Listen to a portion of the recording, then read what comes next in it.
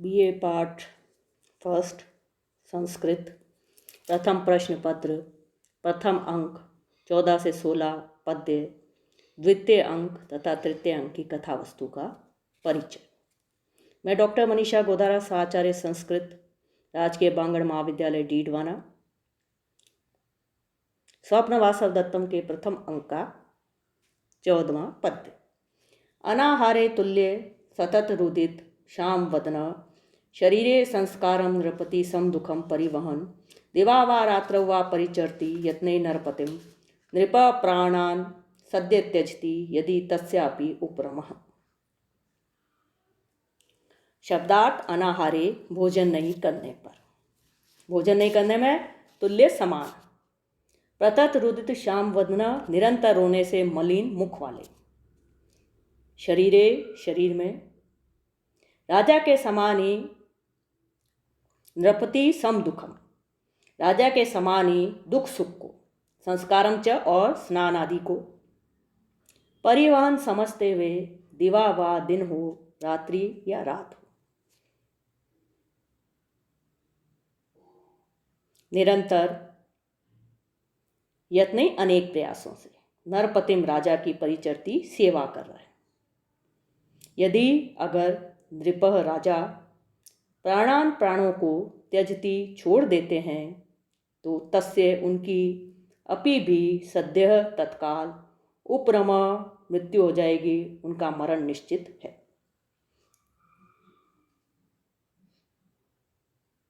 प्रस्तुत पद्य में अमात्य रुमणवान की दशा का वर्णन करते हुए महाकवि भास बताते हैं कि राजा के भोजन नहीं करने पर वह भी अनाहार रहता है।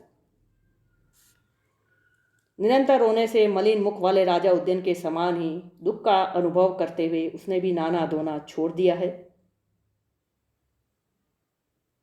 वह रात दिन बड़े प्रयास से राजा की सेवा कर रहा है। यदि कदाचित राजा प्राणों को त्याग दे तो तत्काल उसकी भी मृत्यु हो जाएगी। प्रस्तुत पद्य में महाकवि भास ने ब्रह्मचारी के द्वारा अमात्य रुमणवान की स्थिति का वर्णन किया। ब्रह्मचारी रुमणवान की स्थिति क्या, उसकी दशा का वर्णन करते हुए कहता है कि राजा के भोजन नहीं करने पर वह भी अनाहार रहता है, भोजन नहीं करता है। निरंतर रोने से उसका मुख मलिन हो गया है। वह राजा उदयन के समान ही दुख का अनुभव करते हुए नाता धोता नहीं है। वह रात दिन बड़े प्रयास से राजा की सेवा कर रहा है। यदि कदाचित राजा प्राणों को त्याग दे तो तत्काल उसकी भी मृत्यु हो जाएगी। अनुवाद: राजा के भोजन नहीं करने पर वह भी अनाहार रहता है। निरंतर रोने से मलिन मुख वाले राजा उदयन के समान ही दुख का अनुभव करते हुए उसने भी नाना धोना छोड़ दिया है। वह रात दिन बड़े प्रयास से राजा की सेवा कर रहा है। यदि कदाचित राजा प्राणों को त्याग दे तो तत्काल उसकी भी मृत्यु हो जाएगी। प्रस्तुत पद्य में अमात्य रुमणवान की राजा उदयन के प्रति शुद्ध हार्दिक राजभक्ति का मनोरम वर्णन हुआ है।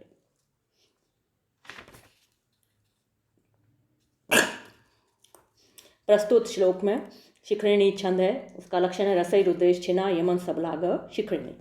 रुदितम रुद कथा प्रत्यय श्यामम शयी कथा प्रत्यय संस्कारम सम क्री घन प्रत्यय परिवहन परिव क्षत्रिय उप रम उपरम घन प्रत्यय।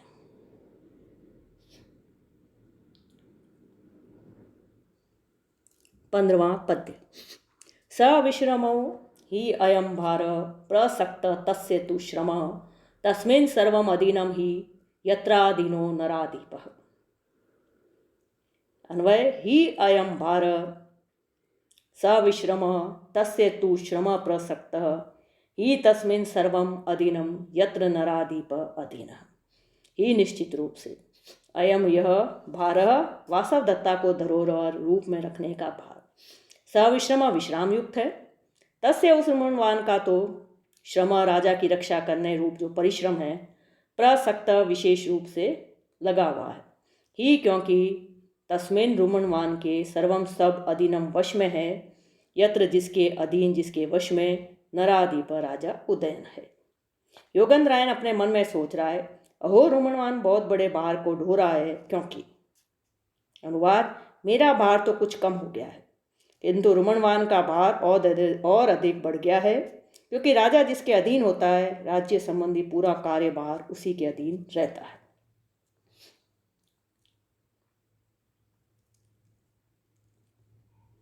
अनुवाद: मेरा भार तो कुछ कम हो गया है, किंतु रुमनवान का भार और अधिक बढ़ गया है, क्योंकि राजा जिसके अधीन होता है, राज्य संबंधी पूरा कार्यभार उसी के अधीन रहता है।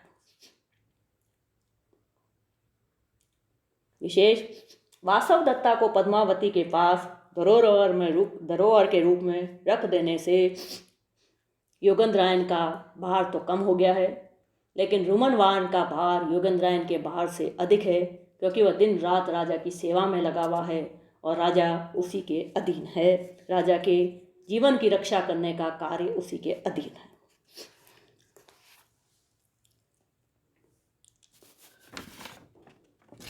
प्रस्तुत पद्य में अर्थांत न्यास अलंकार है, अनुष्टुप छंद है। तस्मिन् नराधिप।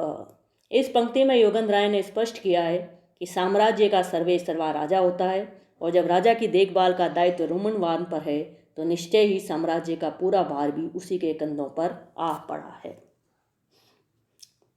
12 भ्री अच विश्रम विश्रम घन प्रत्यय प्रसक्त प्र सहज कत प्रत्यय।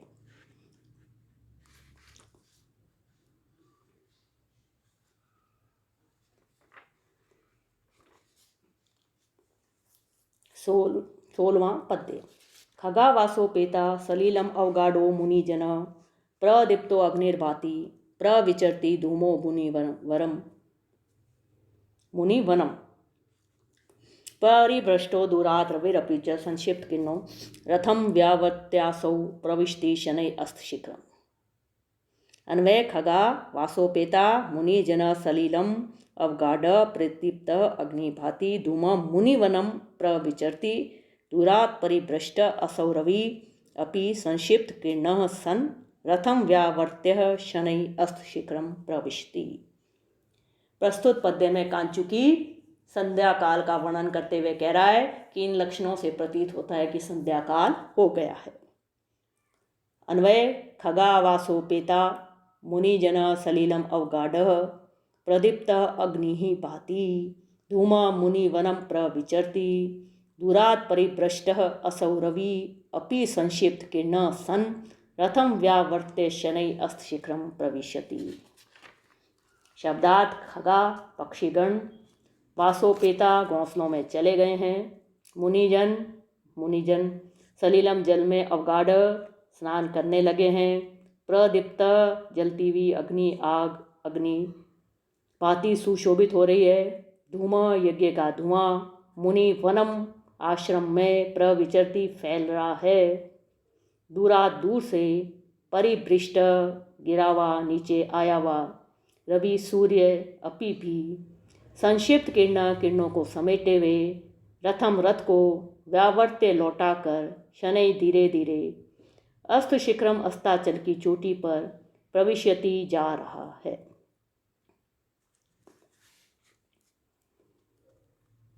कंचुकी कहता है, इस समय पक्षीगण अपने अपने घोंसलों में चले गए हैं, मुनिजन जल में स्नान करने लगे हैं, यज्ञ की प्रज्वलित अग्नि सुशोभित हो रही है, यज्ञ का धुआं आश्रम के चारों ओर फैल रहा है, दूर आकाश से गिरा हुआ अर्थात नीचे उतरा हुआ तथा अपनी किरणों को समेटे हुए ये सूर्य भी अपने रथ को लौटाकर धीरे धीरे अस्ताचल की ओर प्रस्थान कर रहा है।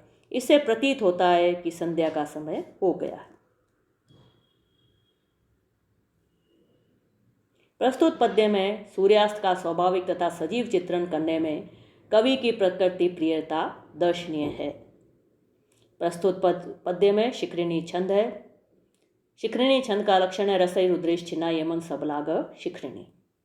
खगा खे गच्छन्ति इति खगा ख गम ड अवगाढ़ अवगा कत प्रत्यय प्रदीप्त प्रदीप कत प्रत्यय परिभ्रष्ट परिभृश भृंश कत प्रत्यय व्यावर्त्य वि आवृत निच ल्यप।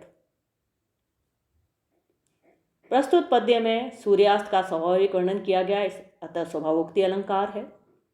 यहाँ पक्षियों के घोंसलों में जाने आदि के द्वारा संध्या काल का अनुमान किया गया है, अतः अनुमान अलंकार है। स्वभावोक्ति अलंकार का लक्षण है स्वभावोक्ति तु डिम्बोदः स्वक्रिया रूप वर्ण।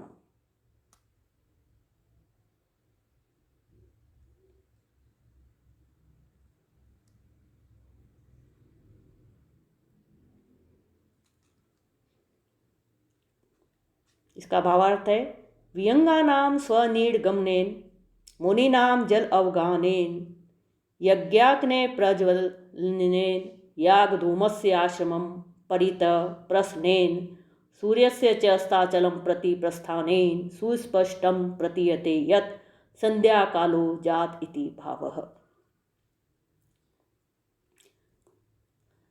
पक्षियों के अपने घोंसलों में चले जाने से, मुनियों के स्नान हेतु जल में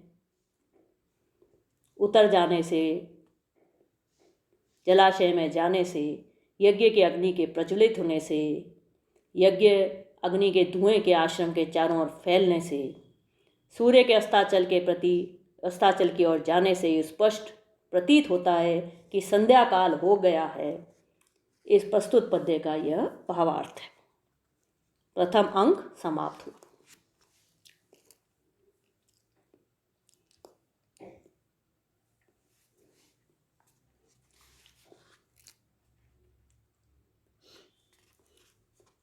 अब है द्वितीय अंक की कथा वस्तु।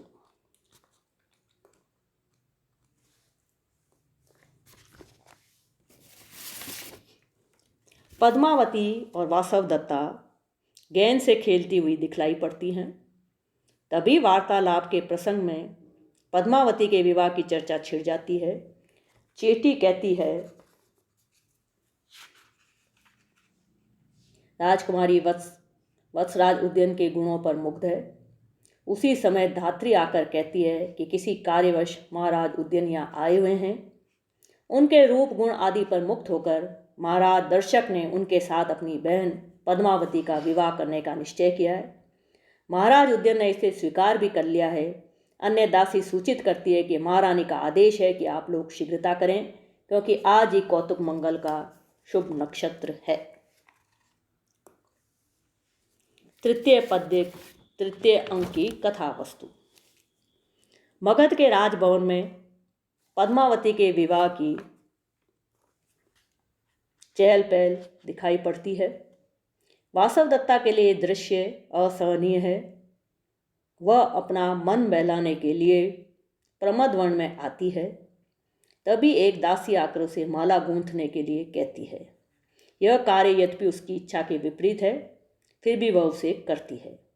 वह माला में फूलों के साथ अविद्वाकरण नाम की औषधि तो गूंथती है, किंतु सपत्न मर्दन नामक औषधि को नहीं गूंथती है। दासी के पूछने पर कहती है कि पद्मावती की सौत मर चुकी है, अतः इसके गूंथने की कोई आवश्यकता नहीं रही। तभी एक दूसरी दासी आकर माला ले जाती है और वासवदत्ता दुखित मन से सोने के लिए चली जाती है। इस तरह तृतीय अंक समाप्त होता है।